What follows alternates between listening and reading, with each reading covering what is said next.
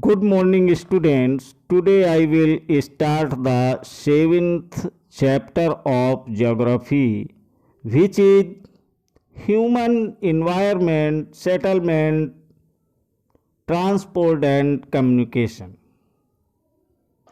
मानवीय पर्यावरण, बस्तियां, परिवहन एवं संचार. In chapter first, you have learned that early human beings depended entirely on nature for food, clothing, and shelter, but with time they learned new skills to grow food. बच्चों, अध्याय 1 में आप पढ़ चुके हैं कि प्रारंभिक मानव भोजन, वस्त्र एवं आवास के लिए पूर्ण रूप से प्रकृति पर निर्भर था,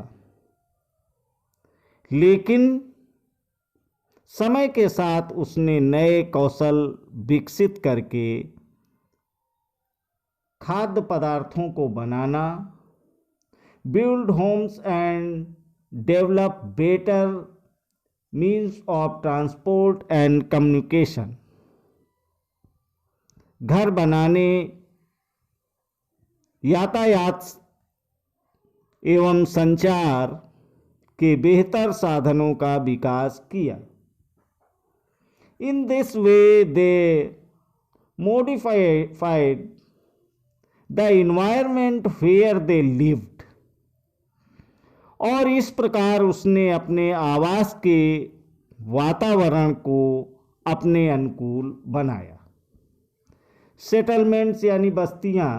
settlements are places where people build their homes. बस्तियां वे स्थान हैं जहां लोग अपने लिए घर बनाते हैं.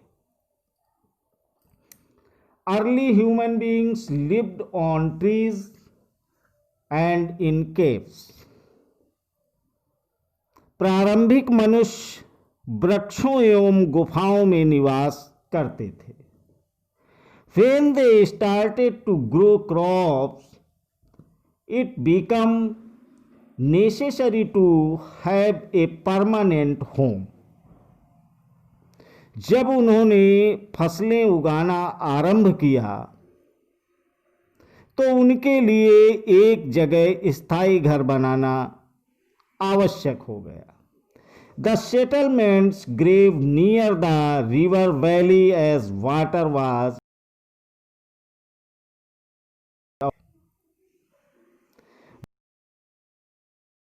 नदी घाटियों के निकट हुआ क्योंकि वहां पर्याप्त मात्रा में जल उपलब्ध था एवं भूमि उपजाऊ थी.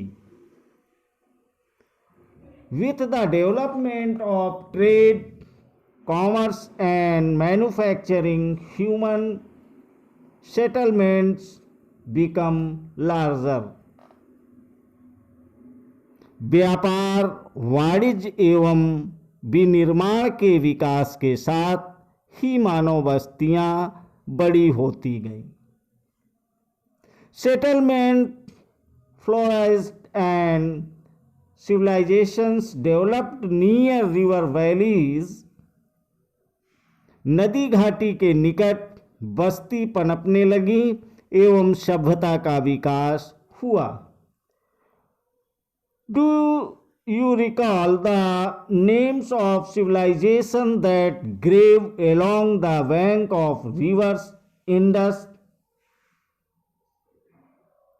टाइगर्स, नेल एंड ह्वांग है? क्या आपको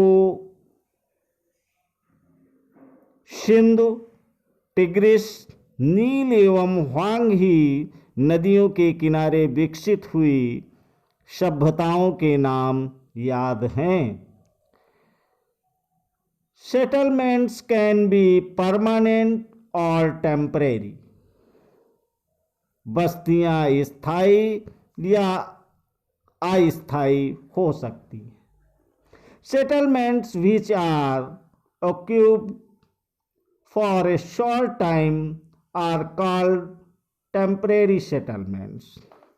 जो बस्तियां कुछ समय के लिए बनाई जाती हैं उन्हें अस्थायी बस्तियां कहते हैं। The people living in deep forests, hot and cold deserts and mountains often dwell in such temporary settlements। घने जंगलों, गर्म एवं ठंडे रेगिस्तानों तथा पर्वतों के निवासी अक्सर अस्थायी बस्तियों में रहते हैं। They practice hunting, gathering, shifting, cultivation and transhumance। वे आखेट, संग्रहण, स्थानांतरी कृषि एवं ऋतु प्रवास करते हैं। However, more and more settlements today are permanent settlements। यद्यपि अधिकांश बस्तियां आज स्थायी बस्तियां हैं। In these settlements, people build home to live in। इन बस्तियों में लोग रहने के लिए घर बनाते हैं। It was Maya's birthday party। She and her friends were waiting for Gurpreet to arrive to that Mary could cut the cake। Mary का जन्मदिन था। केक काटने के लिए वह अपने मित्रों के साथ गुरप्रीत की प्रतीक्षा कर रही थी। At last, Gurpreet arrived, tired, cutting and wheezing। आखिरकार थकी, खांसती और हाँफती हुई गुरप्रीत पहुंची। She explained that the traffic jam was travel। उसने बताया कि अत्यधिक यातायात जाम था। Mary's mother Mrs Thomas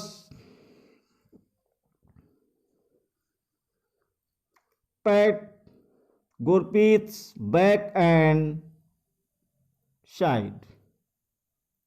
Mary की माँ मिसेस थॉमस ने गुरप्रीत की पीठ थपथपाकर गहरी सांस भरी। ओह, हमारे शहर में बहुत प्रदूषण है, यानी oh the pollution in our city. Prasad had recently come from his village। Prasad हाल ही में गांव से आया था। He asked, why do we have such traffic jams and such pollution in the cities। उसने पूछा कि शहरों में इतना प्रदूषण तथा यातायात जाम क्यों है।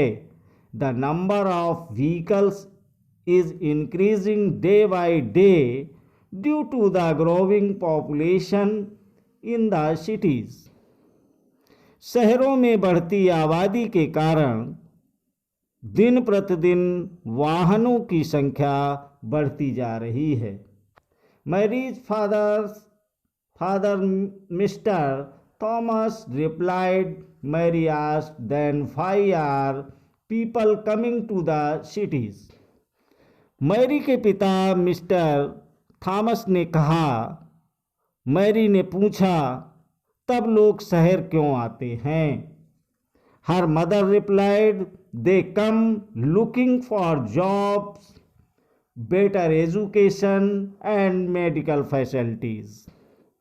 उसकी माँ ने उत्तर दिया कि वे यहाँ नौकरी, बेहतर शिक्षा एवं चिकित्सीय सुविधा की तलाश में आते हैं।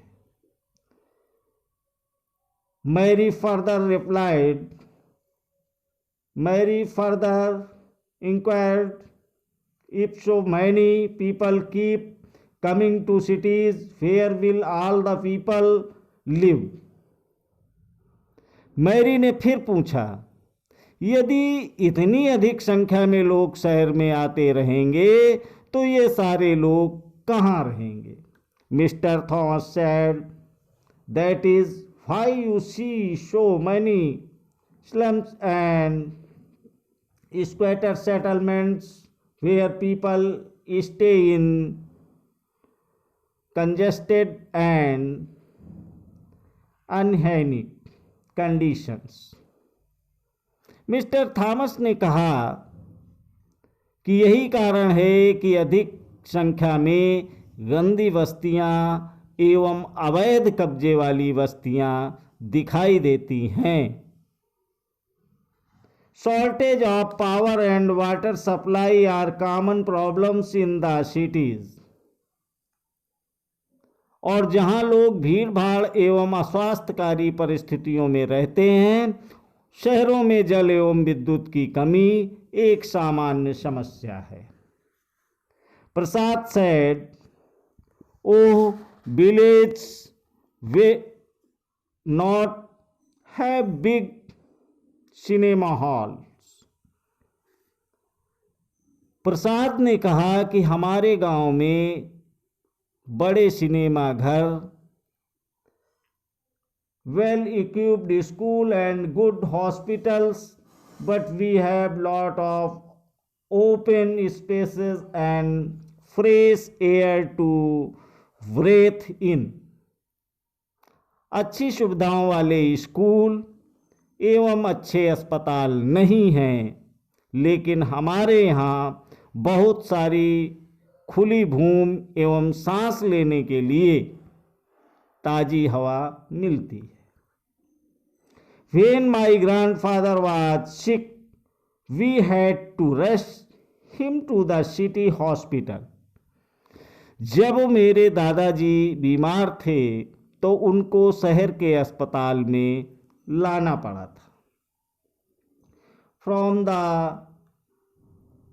above conversation we can identify two different pictures of settlement, the rural and urban settlements. ऊपर दिए गए संवाद में बस्तियों के दो विभिन्न चित्रण हमारे सामने आते हैं।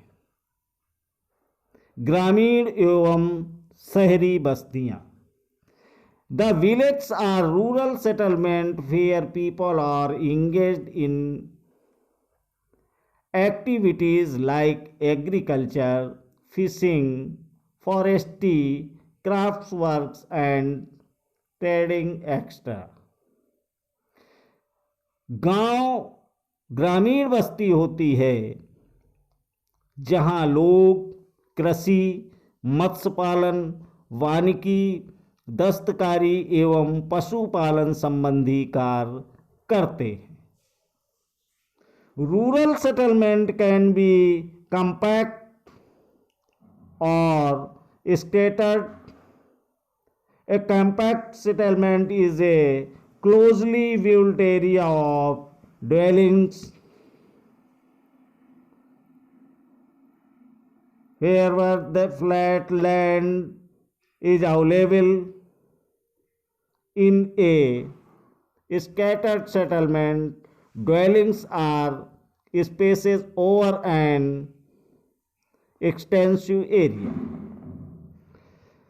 ग्रामीण बस्ती सघन या प्रकीर्ण हो सकती है और सघन बस्तियों में घर पास पास बने होते हैं।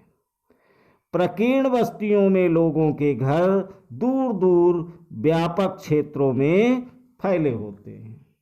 This type of settlement is mostly found in हिली tracts thick forest and regions of extreme climate.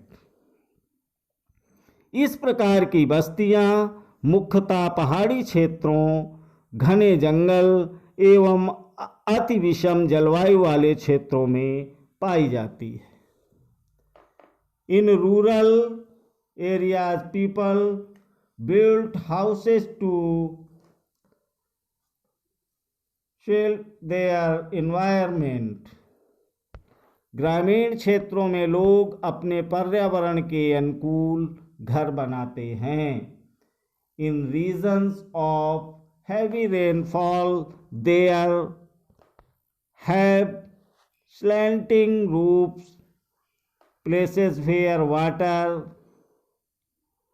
accumulate in the rainy season. The houses are constructed on a raised platform of stilts. अत्यधिक वर्षा वाले क्षेत्रों में ढाल वाली छत बनाते हैं और जिन स्थानों पर जल का जमाव होता है वहां ऊंचे प्लेटफार्म अथवा स्टिल्ट पर घर बनाए जाते हैं. Thick mud walls houses with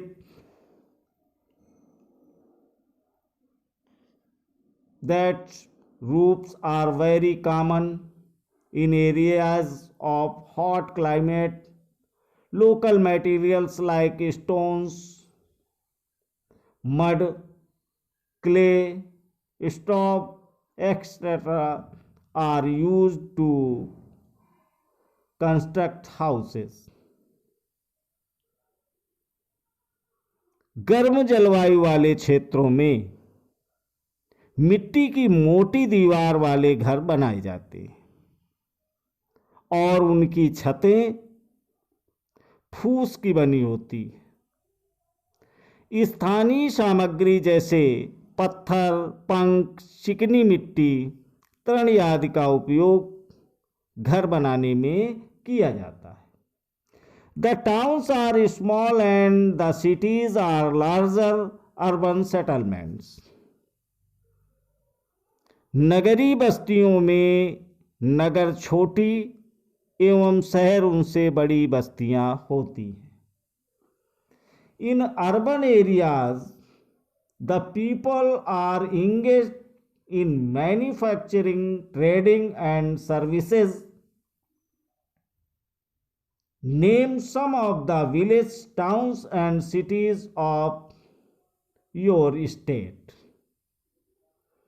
नगरीय क्षेत्रों में लोग निर्माण, व्यापार एवं सेवा क्षेत्रों में कार्यरत होते हैं. अपने राज्य के कुछ गांवों, नगरों एवं शहरों के नाम लिखिए. ट्रांसपोर्ट यानी परिवहन. Transport is the means by which people and goods move. परिवहन लोगों एवं सामान के आवागमन के साधन होते हैं. In the early days, it took a great deal of time to travel long distances. People had to walk and used animals to carry their goods. पुराने समय में अधिक दूरी की यात्रा करने में अत्यधिक समय लगता था और उस समय लोग पैदल चलते थे एवं अपने सामान को ढोने के लिए पशुओं का उपयोग करते थे.